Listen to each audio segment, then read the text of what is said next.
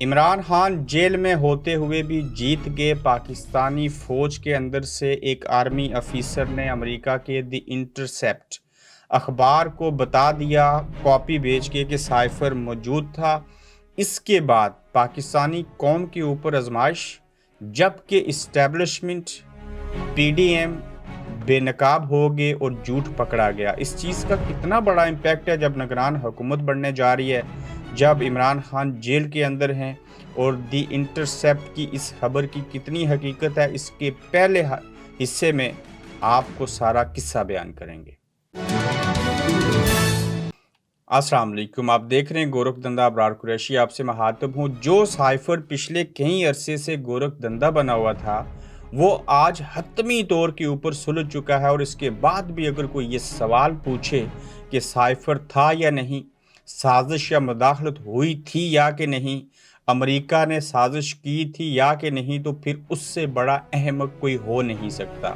اس خبر کے اوپر تبصرہ کرنے سے قبل یہ بتانا ضروری ہے کہ جہاں عمران خان نے اس سائفر کو عوامی جلسہ گاہ کے سامنے لہرایا، ہزاروں مرتبہ کہا کہ میری حکومت کو سازش کے تحت ختم کیا گیا، جس سائفر سے انکاری ہوتے رہے تمام لوگ، یہ سائفر ڈونلڈ لو نے اسد مجید، جو اس وقت امریکہ میں پاکستان کے سفیر تھے، ان کو دیا۔ ان کے ساتھ جو میٹنگ ہوئی تھی، سارا کچھ ہوا، اس کے بعد سائفر بنا، کوڈنگ ہوتی ہے، جس کے بعد وہ شاہ محمود قریشی صاحب کو دیا گیا، شاہ صاحب نے وزیر اعظم کو دیا، وزیر اعظم نے کابینہ میں ڈسکس کیا، اس کی ایک کاپی اسپیکر کو بھیجی، اسپیکر نے چیف جسٹس پاکستان کو بھیجی، پھر آرمی چیف تک یہ چیزیں کی۔ خیر، آرمی چیف صاحب کے پاس تو یہ پہلے سے موجود تھا، مگر یہ اتنی بڑی سازش تھی، اور اس سازش کا جو کھرا ہے وہ آپ کو جاننا بے حد ضروری ہے۔ اس کا کھرا سابق آرمی چیف، آرمی کے سپہ سالار جنرل باجوہ تھے۔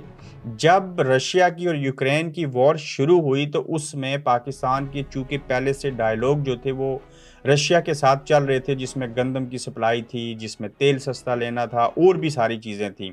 تو امریکہ جانے سے قبل ان نامساعد حالات میں عمران خان صاحب نے سیکیورٹی کونسل کی جو میٹنگ ہوتی ہے، وہ اس میں آرمی چیف سب سے اجازت لی، اور سب نے خود اجازت لی نہیں کہ آپ ایسے حالات میں امریکہ کو نظر انداز کریں اور آپ رشیا چلے جائیے۔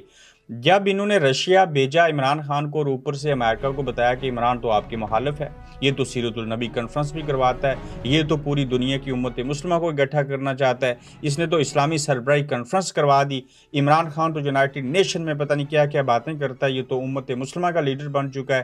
یہی وجہ تھی کہ 2018 کے پہلے سال یہ حکومت بننے کے آخر میں ڈیل ہو چکی تھی، اور پی ڈی ایم کو انہوں نے لانا تھا۔ ساتھ میں کیا کیا، عمران کو رشیا بھیجا، اور ساتھ میں امریکہ کو مداخلت کا کہا، اور امریکہ کو کہا کہ یہ عمران ہمارے آپے سے باہر ہے، تو لہٰذا اس کا بندوبست کرنا ہے۔ امریکہ کو تو ویسے بھی عمران خان جیسا اور ذوالفقار علی بھٹو جیسا کوئی شخص پسند نہیں تھا۔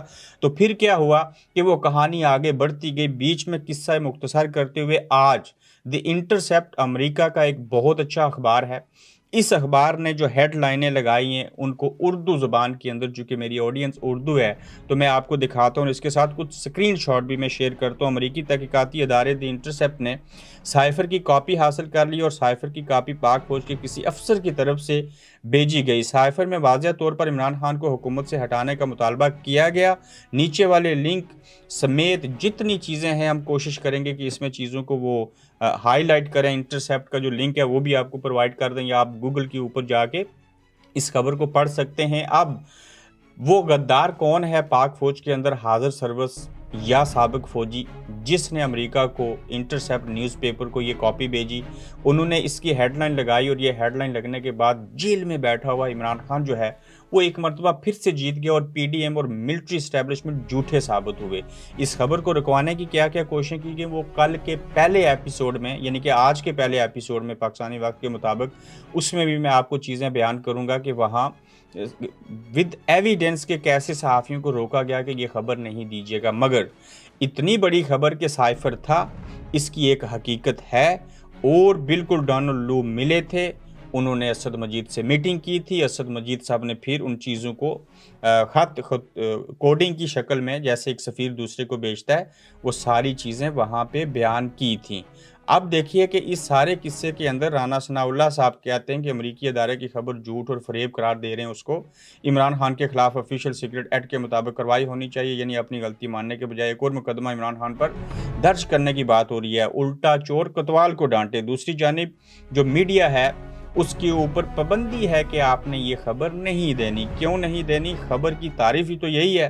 دی انٹرسیپٹ ایک امریکی نیوز لیٹر جس کا ہیڈ آفس نیو یارک میں ہے، دی انٹرسیپٹ نے سائفر کی کاپی شائع کی ہے اور اس میں موقف اختیار کیا ہے کہ یہ کاپی ایک پاکستانی فوجی افسر کی جانب سے انہیں فراہم کی گئی ہے. سائفر کے مطابق امریکہ چاہتا تھا کہ عمران خان کی روس یوکرین وار میں روس کی مذمت کریں اور یوکرین کا ساتھ دیں، جبکہ عمران نے ایسا کرنے سے انکار کیا تھا. عمران خان جب نہ مانے تو امریکہ نے ان کے خلاف نو کانفیڈنس، یہ میں وہ تحریر پڑھ رہا ہوں اس لیے دیکھ کے پڑھ رہا ہوں، اس کا اردو ترجمہ آپ کے سامنے رکھ رہا ہوں. اگر عمران خان نہ مانے تو امریکہ نے ان کے خلاف ووٹ آف نو کانفیڈنس لانے کا کہا اور اقتدار سے بے دخل کروایا، جس میں پاک آرمی نے اپنا بھرپور کردار ادا کیا اور یس سر کہا. عمران خان نے جب اس سائفر بارے بات چیت کی تو اسے ایک پروپیگنڈا قرار دیا گیا، اس کے اوپر سیکرٹ ایکٹ کے تحت کارروائی کرنے کا کہا گیا اور سائفر کی حقیقت کو آرمی، پی ڈی ایم اور کچھ صحافیوں نے ماننے سے صاف انکار کیا. یعنی کہ ہمارا میڈیا آج بھی جھوٹا، کل بھی جھوٹا، اور امریکی میڈیا جو ہے اس نے وہ سائفر کی کاپی تک لگا دی اور پاکستان کے اندر سے ایک فوجی نے یہ چیزیں بھیجی. اب چونکہ امریکی ادارے نے اس کی تصدیق کیا تو ثابت ہوا کہ عمران خان سچائی پر تھے اور جیل میں ہوتے ہوئے بھی جیت گئے. یاد رکھیے گا 9/11 ہو، دنیا کا کوئی واقعہ ہو، کووڈ کے حوالے سے چیزیں ہوں، امریکہ کی ایک پالیسی ہے وہاں کے اداروں کی، وہاں کی ایجنسیز کی، کہ وہ 20 سال کے بعد اس کے اوپر ایک ڈاکومنٹری بنا کے وہ بتاتے ہیں کہ یہ سازش تھی، یہ حقیقت تھی یا کیا تھا. لیکن یہ سائفر والا معاملہ آخر امریکہ اپنے خلاف خود کیوں خبر چلائے گا؟ چونکہ یہ خبر تھی، چونکہ امریکی میڈیا آزاد ہے، انہیں کوئی پوچھتا نہیں، کوئی روکتا نہیں، کوئی ٹوکتا نہیں، تو اخبار کو خبر ملی، انہوں نے یہ شائع کی. الگ بات ہے کہ ایسے نامساعد حالات میں یہ ایک ایسی چنگاری ہے کہ جو پی ٹی آئی کو جان ڈال سکتی ہے، لیکن اس وقت جب پاکستان کی عوام سو نہ رہے ہوں، جب وہ جاگ رہے ہوں، جب ان کو ادراک ہو جائے کہ ہمارے ادارے، ہماری پی ڈی ایم کی جماعتیں، یہ عمران خان کون سچا تھا، کون جھوٹا تھا، کس نے سازش کی اور کیا معاملات ہوئے. ہم نے اسی طرح سے بھٹو صاحب کو کھو دیا، ہم نے اسی طرح محترم بینظیر بھٹو شہید کو کھو دیا. کتنے اچھے لوگ، لاکھوں لوگ ہر روز ملک چھوڑ کے آ رہے ہیں، ہزاروں کی تعداد میں روزانہ ماہانہ کی بنیاد کے اوپر، لاکھوں اور ملینز کے حساب سے ایک سال کے اندر.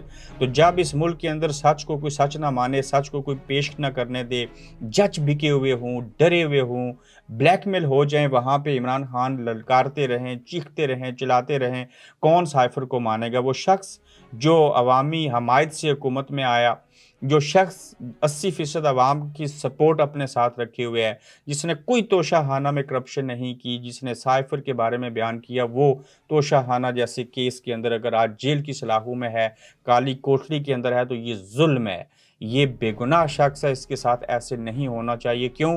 ماضی کے اندر تو نواز شریف صاحب کے ساتھ ہوا، زرداری صاحب کی زبان تک کاٹی گئی، یہ سیاستدان ایک دوسرے کے خلاف مورا بنتے رہے. لیکن آج امریکی اخبار اگر لکھے سائفر سچا ہو، واقعی رجیم چینج ہوئی ہو، تو پھر کون سا سیکرٹ ایکٹ اور پھر کون سی باقی چیزیں؟ آج بھی دیکھیے گا جب نگران وزیر اعظم کی بات آگے بڑھے گی تو اس میں اسٹیبلشمنٹ جیتے گی یا سیاستدان جیتیں گے. سمری بھیج دی، صدر پاکستان نے اس کے اوپر دستخط کر دیے، یہ فارغ ہو گئی اسمبلی، نیا نگران وزیر اعظم آئے گا، اوپر سے یہ سائفر والی بات آ چکی ہے.